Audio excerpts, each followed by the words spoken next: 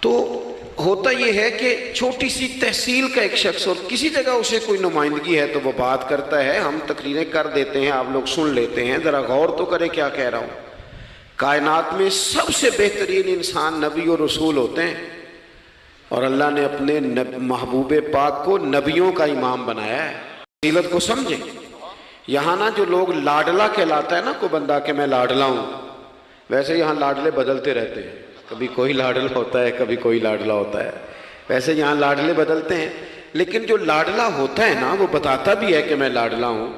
اور کسی کا بھی کوئی لاڈلا ہو جائے تو وہ ناز نخرے دکھاتا ہے، رسول کریم اور رب کے لاڈلے محبوب ہیں۔ لیکن جو بات میں نے آپ کی خدمت میں عرض کرنی ہے آپ اس پر توجہ کریں گے۔ حضور امام الانبیاء ہیں، اللہ کے محبوب ہیں، نبی پاک علیہ السلام کا پتھروں نے کلمہ پڑھا ہے، چاند حضور کے اشارے پر ڈوبتے ہوئے واپس لوٹ آیا ہے، سورج ڈوبتے ہوئے آ گیا ہے، چاند کے 2 ٹکڑے ہوئے ہیں، یہ ساری حضور کی شانیں۔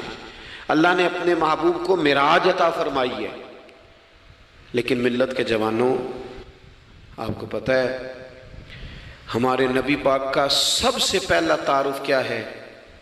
حضور کا سب سے پہلا تعارف یہ ہے کہ یہ صادق اور امین ہے، سچ بولتے ہیں۔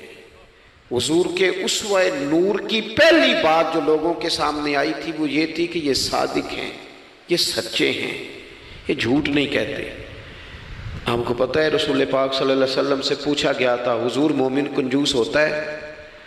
فرمایا کبھی ہو جاتا ہے۔ یا رسول اللہ مومن بزدل بھی ہوتا ہے؟ فرمایا کبھی ہو جاتا ہے۔ یا رسول اللہ مومن جھوٹ بولتا ہے؟ تو میرے کریم نے فرمایا نہیں، میرا مومن جھوٹ نہیں بولا کرتا۔ حضور کا جو پہلا تعارف ہے نا، یہ جو حضور کی 40 سالہ زندگی ہے نا، اسے نبی پاک علیہ السلام نے اپنی نبوت کی دلیل کے طور پر بیان فرمایا ہے۔ فرمایا فَقَدْ لَبِثْتُ فِيكُمْ عُمَرًا مِّن قَبْلِهِ أَفَلَا تَعْقِلُونَ۔ محبوب آپ ان سے کہہ دے میں نے تمہارے بیچ وقت گزارا ہے، تمہیں عقل نہیں؟ کوئی میری طرح کا سچا دیکھا ہے تو دکھاؤ۔ آج میری ملت کا سب سے بڑا مسئلہ جھوٹ ہے، سب سے بڑا مسئلہ اعتماد نہیں۔ بیوی اپنے شوہر سے کہتی ہے کہ تو تھوڑے پیسے دے لیا کر، تھوڑے ایک جوڑے پہ میں گزارا کر لوں گی، میرے ساتھ سچ تو بول۔ تو لاہور جاتا ہے تو لاہور کا بتا کے جا۔ ماں کہتی ہے پتر سے کہ پتر تھوڑی باتیں بتایا کر پر سچی بتایا کر۔ قوم کا اعتماد اٹھ گیا سیاستدانوں سے، تم نے لمبے چوڑے وعدے کیے، تم نے بڑی باتیں سنائی۔ تم دیکھیں نا، آپ کی توجہ اگر ہو تو میں ایک حوالہ اس طرح کا بھی عرض کروں آپ کی خدمت۔ سبز باغ دکھا کے لوگوں کو کبھی پریشان نہیں کرنا چاہیے، کبھی بھی۔ یہ ہمارے پیر بھلا کیا کرتے ہیں بیچارے، ایک کرامت اللہ خیر کرے کبھی کوئی ایک بن جاتی ہے نا تو پھر وہ کمپنی کی مشہوری کا ذریعہ بنتی ہے۔ وہ کہتے ہیں اس کرامت کو بھی فیس بک پہ ڈالو۔ ہمارے سیاستدان، ہمارے بڑے لیڈران وہ سبز باغ دکھا دیتے ہیں۔ آپ تھوڑی باتیں کریں، محدود کریں، مختصر کریں۔ دیکھیں اللہ کے محبوب علیہ السلام سے طائف والوں نے کہا تھا، جب حضور علیہ السلام نے دین کی تبلیغ کی تو سیرت میں یہ عنوان بھی ہمیں ملتا ہے، یا رسول اللہ صلی اللہ علیہ وسلم اگر آپ کو کل حکومت ملتی ہے تو ہمیں حصہ ملے گا۔ عرب کے لوگوں کا مزاج تھا نا، انہوں نے حضور سے کہا اگر کل کلاں حکومت ملتی ہے تو ہم شریک ہوں گے۔ تو حضور مسکرائے، اور میرے نبی پاک کو حکومت ملنے کا پاک کتنا زیادہ تھا کہ مکے سے ہجرت کر رہے ہیں، مدینہ شریف ابھی پہنچے نہیں، رستے میں سراقہ بن مالک سے کہہ رہے ہیں کسرا کے کنگن آئیں گے، یعنی حضور بتا رہے ہیں کہ سپر پاور بھی ساری یہاں آ جائے گی۔ حضور تو خندق والے دن ایک ہتھوڑا مارتے تھے تو فرماتے تھے روم فتح ہو گیا، دوسرا مارتے تھے تو کہتے تھے ایران فتح ہو گیا۔ یہ بخاری میں چیزیں آپ کو ملیں گی۔ حضور کو کامل یقین تھا کہ اذا جاء نصر اللہ والفتح، کامل یقین تھا کہ ان فتحنا لک فتحا مبینا، یہ ہوگا سارا کچھ۔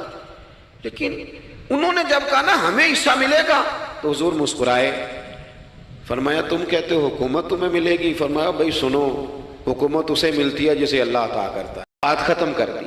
سچ بولیں، زندگی میں سچی بات کریں۔ اللہ کے رسول صلی اللہ علیہ وسلم نے ہمیں پہلا سبق سچ کا دیا، اسے سادی تقریر نہ سمجھنا، یہ عنوان دین ہے۔ اپنی زندگی سے جھوٹ کو نکال دیں۔ آپ جو تھوڑی باتیں کر لیں پر جو کہیں اس پر کھڑا ہونا سیکھیں، اپنی زندگی کے اندر استقامت کا نور لائیں۔ جوانوں کبھی بھی جھوٹ کی بنیاد پر رشتے نہ قائم کرنا. آتے ہیں رشتہ دیکھنے والے تو کوئی باتیں سناتے ہیں، ہمارے گھر والے ہو بیٹا تو ولی ہوتا ہے، کیا بات ہے. اور پھر بعد میں یہ حالت ہوتی ہے کہ اماں کہتی ہے میں آپ بڑا سمجھانی ہے، انہوں میری بھی نہیں سنتا. تو وہ رشتہ دیکھتے وقت تو آپ نے کہا تھا کہ بہت بڑا درویش ہے. آپ اور بچی والے بھی کچھ ایسے کام کرتے ہیں. رشتہ کرانے والے سے کہتے ہیں ہم نے کار بھی دینی ہے. کیوں آپ نے لالچ پیدا کیا؟ کیوں پہلے آپ نے خرابیاں کی؟ اپنی زندگی میں سچ بولیں، سچی بات کریں. کبھی بھی کوئی ایسا کام نہ کریں جس سے کہ لوگوں کی طبیعت ایسی ہو کہ لوگ سمجھیں کہ یہ لوگ تو غلط بیانی کے عادی ہیں. دیکھیں بخاری میں موجود ہے، سیرت کی تمام کتابوں میں الفاظ کے اختلاف کے ساتھ یہ اپنی اصل کے ساتھ یہ چیز ہر جگہ موجود ہے. حضرت ابو سفیان رضی اللہ تعالیٰ عنہ بعد میں مسلمان ہوئے. فرماتے ہیں میں جب شاہ روم کو حضور کا خط گیا تھا نا ہرقل کو، حضور صلی اللہ علیہ وسلم نے اس سے کہا کہ کلمہ پڑھ لو. خطوط لکھے نبی کریم نے. اس نے کہا یہاں ڈھونڈو کوئی عرب کا سردار اگر آیا ہو تو میں ملنا چاہتا ہوں. ابو سفیان کہتے ہیں میں بغرض تجارت وہاں موجود تھا، مجھے لوگ پکڑ کے بادشاہ کے پاس لے گئے، میں کلمہ نہیں پڑھتا تھا. جب کوئی کسی کا مخالف ہوتا ہے تو اس نے کوئی کہانی بھی یاد کی ہوئی ہوتی ہے. ان لوگوں نے کہانی بھی یاد کی ہوئی تھی، معاذ اللہ جادوگر ہیں، شاعر ہیں، یہ کہانیاں بھی سناتے تھے. کہتے ہیں کہ مجھے وہ لے گئے، بادشاہ کے سامنے کھڑا کر دیا. اب بادشاہ نے سوالات پوچھے، میں کوئی حق میں نہیں تھا کہ میں حق میں باتیں کرتا. میں تو اس وقت تک کلمہ نہیں پڑھتا تھا اور جو کفار کہتے تھے وہ ساری باتیں میں نے کرنی تھی.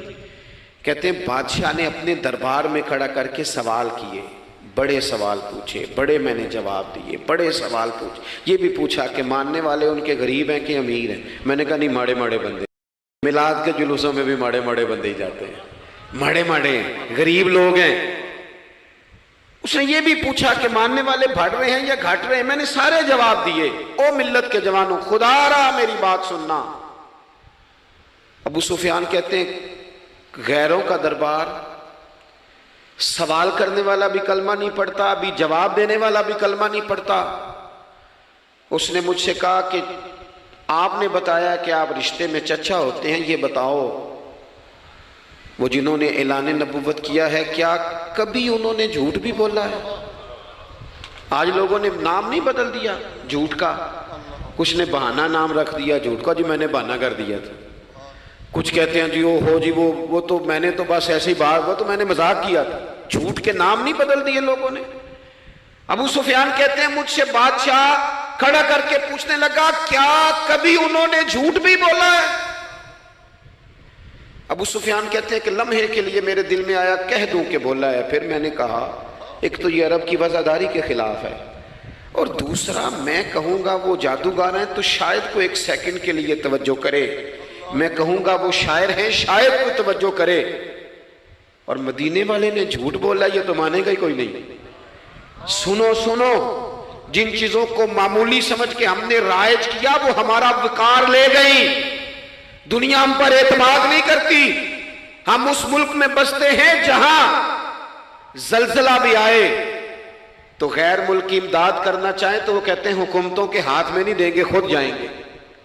ہمارا یہ حال ہو گیا ہے کہ قوم پر اعتماد اٹھ گیا دنیا کا. ہمیں پلٹنا ہے، ہم نے دیکھنا ہے ہمارا رویہ کیا ہے، ہمارا انداز کیا. تھوڑی کر لیں باتیں، کوئی ضروری ہے صبح شام بولنا؟ تھوڑے کر لیں باتیں، تھوڑے دعوے کر لیں، کوئی ضروری ہے؟ سنو میرے عزیز، ابو سفیان کہتے ہیں کہ اس نے کہا کبھی جھوٹ بھی بولا ہے. میں سوچ میں پڑ گیا. بادشاہ نے پھر دوہرا کے کہا سردار چپ کر گئے ہو، میرے آخری سوال کا جواب دو، کیا کبھی اس کریم نے جھوٹ بولا ہے؟ ابو سفیان کہتے ہیں میرے ہاتھ میں چھڑی تھی، میں نے وہ زمین پر رکھی اور میں کھڑا ہو گیا. میں نے کہا سردار سن، وہ میرے رشتے میں بھتیجے ہیں، میری بڑی مخالفت ہے، میں نے ان کے خلاف جنگیں لڑی ہیں، کبھی وہ غالب آئے کبھی میں غالب آیا، آج تک میں لڑ رہا ہوں. لیکن میں ایک بات تمہیں ذمہ داری سے کہتا ہوں، میں غیر نہیں ہوں، وہ میرے بھتیجے ہیں. میں نے ان کو ماں کی گود میں بھی دیکھا ہے، دادا کے کندھوں پہ بھی دیکھا ہے، چچا کے گھر میں بھی دیکھا ہے، ختیجہ کا دولہا بنے بھی دیکھا ہے، زینب سے لے کر فاطمہ تک بیٹیوں کو گود میں کھیلتے بھی دیکھا ہے، میں نے انہیں بدر اور احد میں آتے بھی دیکھا ہے. میرے سامنے پیدا ہوئے اور میرے سامنے ان کے بالوں میں سفیدی آئی، مخالفت اپنی جگہ پر میں تمہیں یہ بات ذمہ داری سے بتاتا ہوں، اس محبوب کی زبان سے جو بھی نکلتا ہے حق اور سچ ہی نکلا کرتا ہے۔ وہ اسیر دشمن کی چاہ میں بھی، مخالفوں کی نگاہ میں بھی وہ امی ہے، صادق ہے، معتبر ہے، میرا پیغمبر عظیم تر ہے، میرا پیغمبر عظیم تر ہے، میرا پیغمبر عظیم تر ہے۔ ابو سفیان کہتے ہیں میں یہ لفظ کہے تو کتنے ہی لوگ دربار میں رو پڑے، ایک سناٹا چھا گیا، کوئی صحابی نہیں وہاں، کوئی نعرہ لگانے والا نہیں، کوئی اپنا نہیں، لوگ رو پڑے۔ کہتے ہیں بادشاہ نے چادر اٹھائی کندھے پہ رکھی، کچھ دیر سوچتا رہا، پھر وہ چل دیا۔ میں نے پیچھے سے آواز دی، میں نے کہا تو نے اتنے سوال پوچھے، میں نے اتنے جواب دیے، کوئی رزلٹ بھی تو بتانا کیا نکلا، نتیجہ کیا ہے؟